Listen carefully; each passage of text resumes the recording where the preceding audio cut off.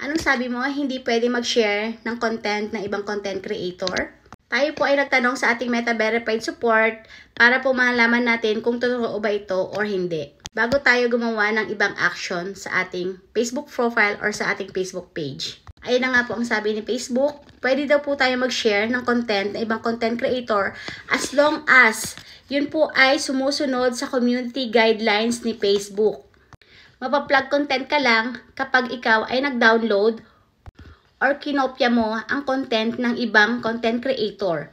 And in-upload mo siya as sayo.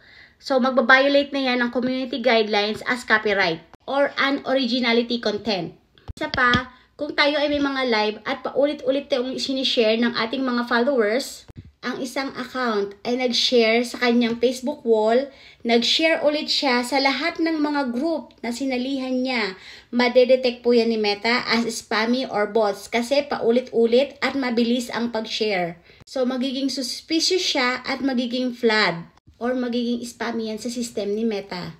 Again, sa inyo po yan na Facebook profile at sa inyong Facebook page, mas maganda po na kayo po ay magtanong kung hindi po kayo sigurado sa inyong mga content or sa mga sinishare. Especially, wag po kayo mag-share na may mga copyright at may mga watermark dahil baka maapektuhan po ang inyong monetization. So, after nyo po mag-share ng ilang araw or kung gusto nyo one day, pwede nyo na po siyang erase sa inyong wall para po mag-share naman po kayo ng ibang content creator sa inyong wall.